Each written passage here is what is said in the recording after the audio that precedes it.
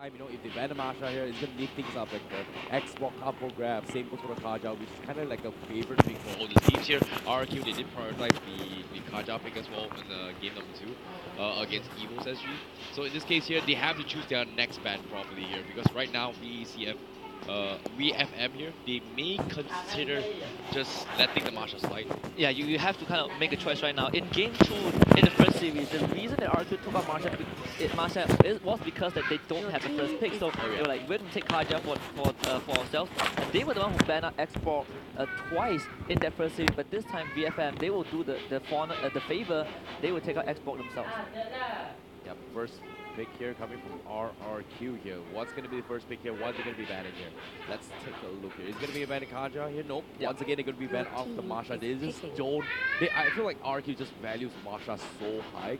And because of that reason here, maybe, not many teams actually realize that how strong it is. But VFM, they're going to start things off with the Harif pick up.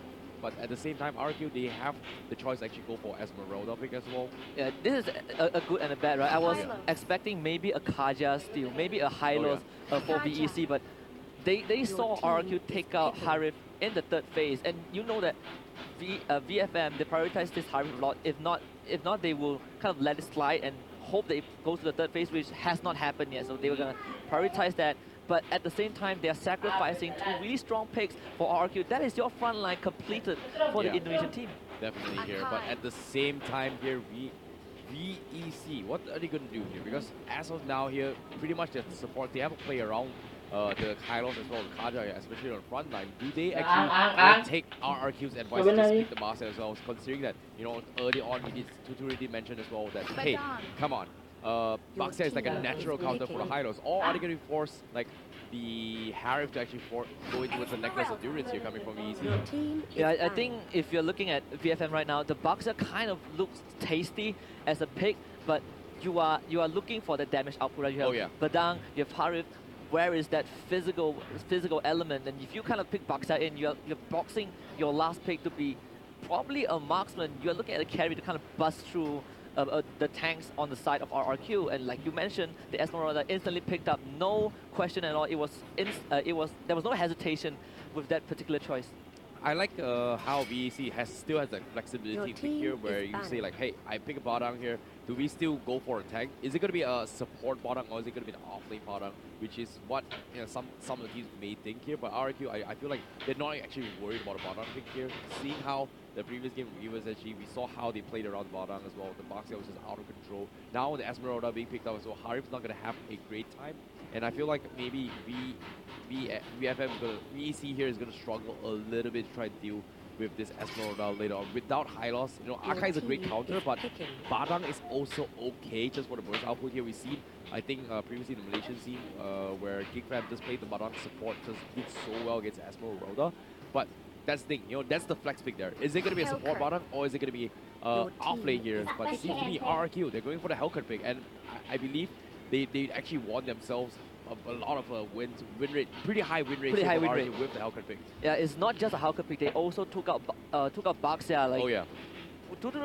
During the interview that you conducted just now, he said Baxia direct counter to Hylos. Oh yeah. Hylos, and VFM, if you don't take Baxia, guess what? We will eliminate Baxia. We secure ourselves Hellcat. Suddenly, the marksmen don't sound as juicy as they were anymore. And if you're VFM right now, if this Valir gets locked in, that is a lot of magical damage. You are pitting on that early to mid phase. The Claude will be the safest pick. But again, that Hellcat might be the death trap that RRQ has set up, and VFM, they can lock those two in. Wow, a Valir pickup here. So they're going to be going for a double mage setup here with one of the... okay, wait, this is going to be a support Valir. This is going to be a support Valir here, followed by, I think, a off-lane Badang. Yeah, and should be.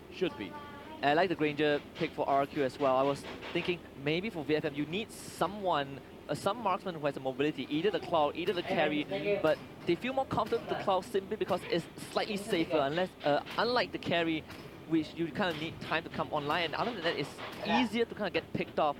So VFM going the safer route, and that means RQ, they can be very bold. They already had the Hellcat, they already went for the Esmeralda, they're going to finish it off with the Granger. That is a robust a robust lineup coming into this first game. Oh yeah, speaking of which here, based on the draft as well, I like how they have a lot of flexibility here, but in honesty, I feel like I like RRQ's draft a little bit more just because it's easier to play compared to what VFM has in store.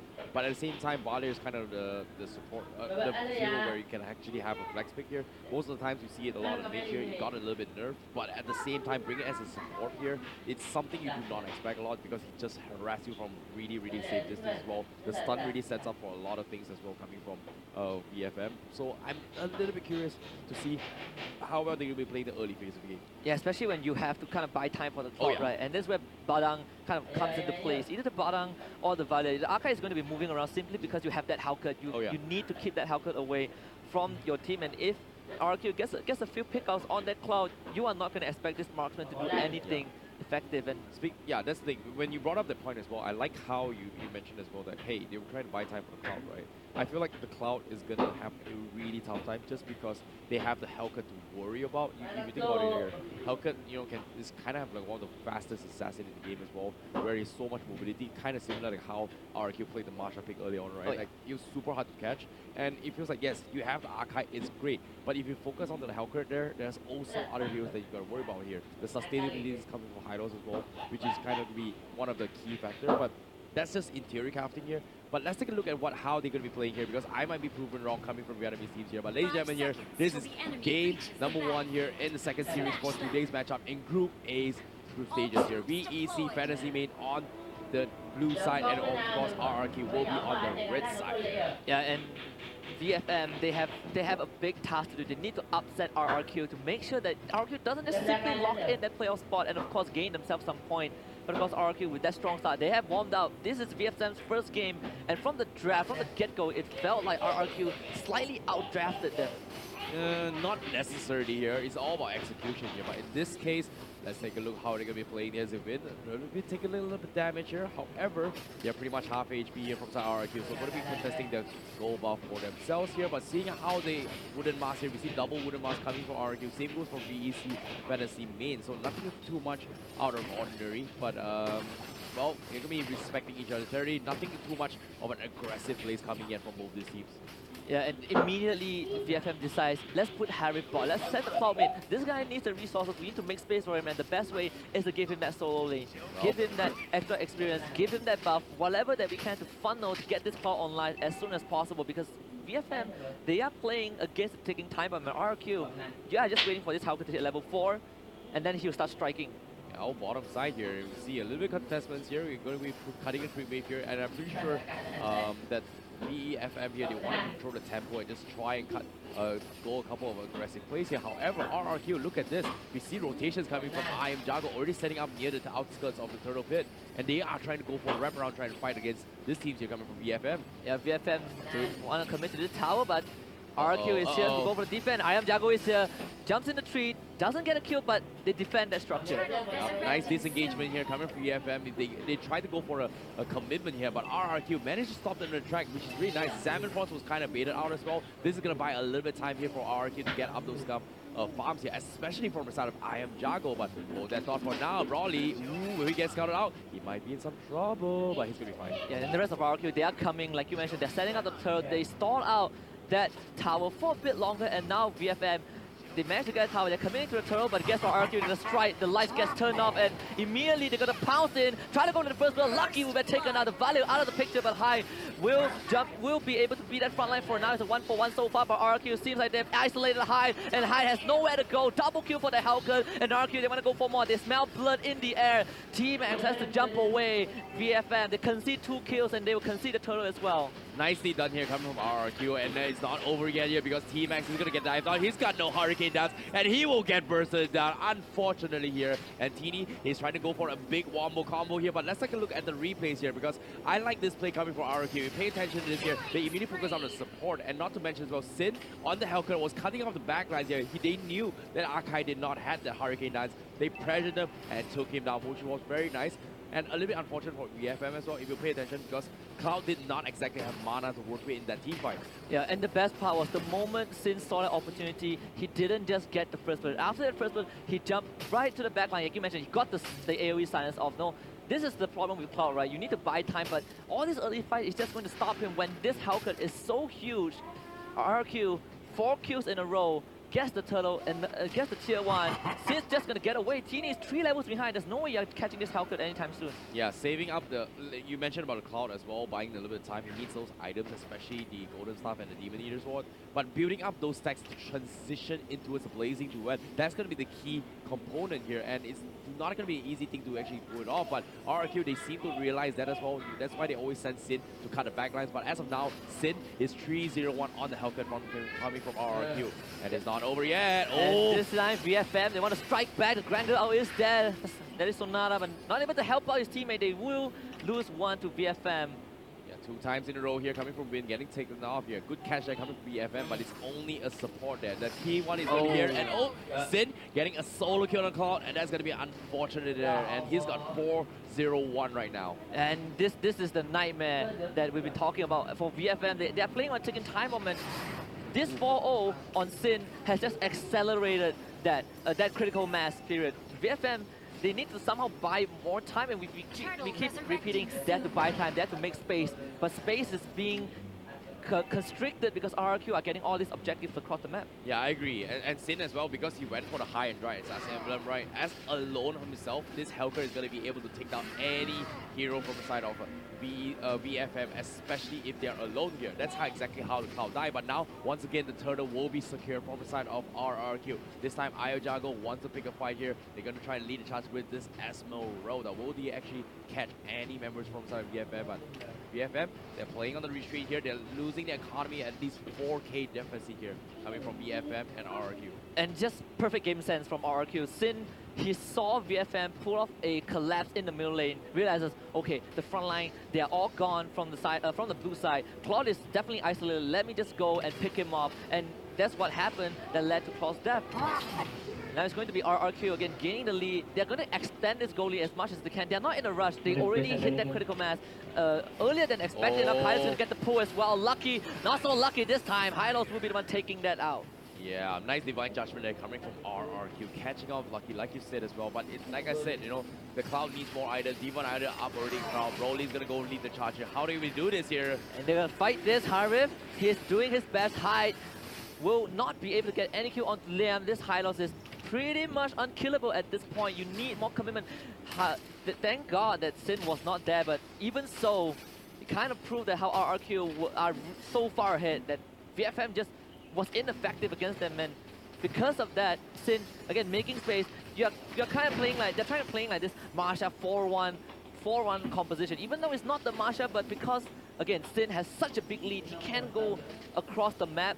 And VFM, they cannot just send one guy to deal with this Hellcat. They need 2 or 3, and you need to make sure to keep this Cloud out of the business. Yeah, definitely here. Speaking of out of business here, because I feel like they have a lot to worry about here. Because right now, who should they focus? Is it going to be Esmeralda or is it going to be the Hellcat here? And right now, because they were confused in this kind of confusion, it's hard to make a decision here. It's all down towards how T-Max is going to be able to pull things out from side VFM, especially when the Akai itself. The Hurricane Dust is going to be the key crucial component to open the entire gameplay or tempo from side of VFM. Yeah, and they need one solid comeback here. And now another turtle buff heading towards RRQ now. RRQ making it look easy, and it's not just the Archive. The Valiant now plays another crucial role because of that knockback. You kind of had to start playing the Pew game. The Cloud cannot just jump into that ultimate and start spinning and hope to get a kill. That is not going to work against RRQ simply because of the imminent threat of Hellcat. So he's going to constantly search for this Cloud, constantly search for this Broly. And again, they are not in a rush. We're 7 minutes in, RRQ, they're taking it slow. Wait for the Lord to come back, then that is where RRQ will pull off the next push, the next big strike. Yeah, speaking of next big strike here, T-Max, he needs those spikes here. RRQ lying in wait, camping their way through, hoping to catch a couple of mistakes here, and you can see they're setting up shop from RRQ and VFM. You can see as well on the bottom, on the middle side of the map as well. You can see Lucky on the volley was just a little bit scared to actually push too far off, but now they scout this out here. Will they catch off Lucky again? This is a goal. He goes in, Sin. Ooh, gets pushed back. He's gonna be fine. Falling Star Harpoon as well. T-Max going for the Hurricane Dance. He's going to connect on one here. He will get the sin here, but that's going to be Helga. And a big smash! Ultimate here coming from Bada. Connects on the dot, but it's going to be enough to revitalize from Liam. Keeps him alive. They take down the Archive, but unfortunately, BFM, they lose 3, they lose 2. RRQ is so far ahead right now, and they can't seem to be taken down by BFM. Yeah, Broly is the last man alive trying to get away, and he will be able to buy time for his team, but like you say, RRQ with the lead, they had the item advantage. They were ready for that. That was the best fight that BFM could have gotten, and they were not able to close out that fight. And now it's Broly. He's just going to keep running from RRQ, and the rest of his team, they just respawn.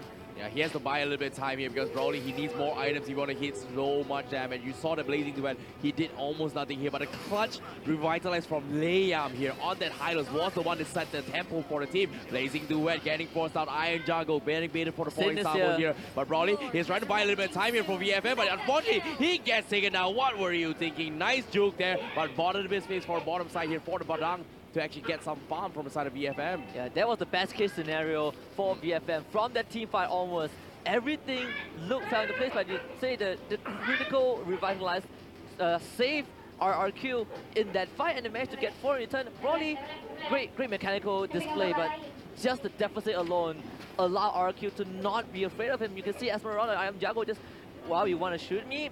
I'm just going to let you shoot me, and I'll finish you off. Sin was on the way as well, so there's no way that Broly can get out of that. But the time bot, not really sure if this is enough for VFM, because we're looking at a 10k goal lead for RRQ. It's not going to be enough here because right now RRQ, they are at least 1 or 2 core, 1.5 core items here for all of these players, especially every single hero from RRQ. And I'm not so sure how VFM is going to be able to punish this here. They need to get a nice pick-off again, and taking Sin was going to be a great target for them. Same goes for I Am Jago, but can they take it? Do they have enough damage to take them down? That's going to be a question here because now they have like mages, they have a lot of lockdowns here. Harif needs to carve up online, and they need the counter. The Lord, and they get the pull. Very low. Ooh! Instant pull, killing off the Violet. That is the Lord.